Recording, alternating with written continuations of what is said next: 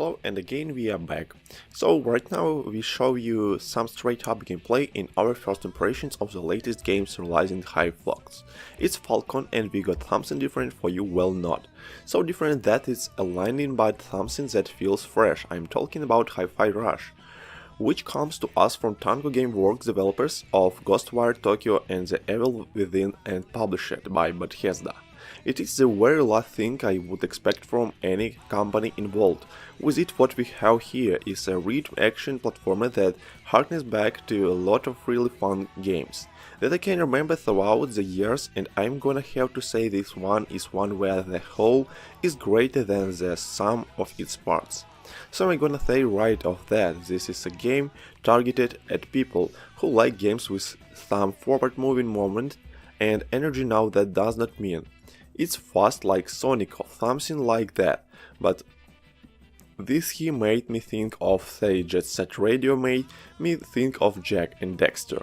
At times it made me think of Mega Man, not necessarily in gameplay, but some of the power mechanics in Devil May Cry and Bayonetta, and it all does this is in context of a rhythm game.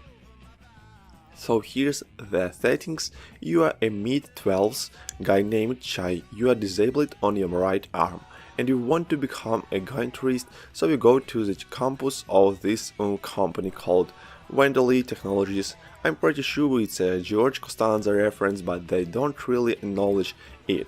And you volunteer for this test program called Project Armstrong. Essentially they replace your arm. With robot arm, Chai manages to get fused to his, I think, iPod. We have not had those. I'm a long time, but I'm pretty sure it's a no iPod. And because becomes quiet and quiet, the fact that nobody's too happy about is. So they try to recall him, which means they try to destroy him. During the course of the first level you encounter a robot cat named 808. Who is kind of helper, adds more to your attacks, and the cat's used as kind of radio for a mysterious character, ultimately named Peppermint, who you don't really meet until after the end of the first level, who progress the story forward by making a deal with you about what the plot is ultimately about now. I'm not gonna spoil the story, but you are ultimately up against a lot of technology oriented stuff, both corporate and artificial intelligence alike. I personally think the story is fine. It's not astrodon in any way, and sometimes the cutscenes get a little irritating because they go on no longer than they should. It seems like the pacing is much more reminiscent of something much older, be it a cartoon or whatever. I'm used to even live action stuff being paced a lot quicker than this, and maybe that's my problem with the cutscenes, and not that the cutscenes have a problem. I don't know if they don't matter though, because they're not going to detract from anything.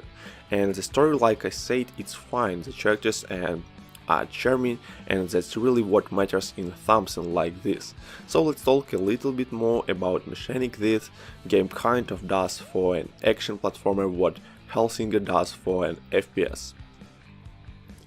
If you have that in your mind, this is not going to confuse you at all, and if you don't the excessive tutorials that seem very slow and annoying at the start will ensure that you understand what you are doing. That's probably my only actual really complaint about the game. It takes a long time to just get through all of the semantics at the start of it, but once it does, it's just fun. So while you are in a level, there is a song playing, there is beat, and you have a light attack and a heavy attack. Light attack takes 1 beat, heavy attack takes 2 combos you do on the right, and the better you do on the right, the more damage you are gonna do ultimately. If that feels like it might scare you entirely over the game, it's actually not required that you attack on the rhythm, but like I said, if you do it on the rhythm you get higher damage. There is also combo finishers that you could only get by doing it on the rhythm. That said, you could play this game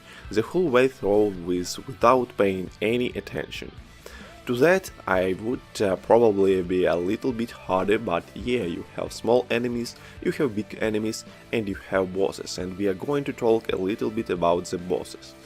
In a minor because they're great, but we have got good platforming challenges also. I was a little worried that it took me as long as it did to tell me that I could sort of dodge dash, because games where you can do that, I do that all the time. It was in the first level, but I will be frank, it feels like a long time. A lot of the first level is cut since establishing what's going on as well as telling you how to play the game. Once you get a feel for it's not wait at all again. If you have played Helsinger, that's a really good analog. So thanks for watching, subscribe to my channel and press like button.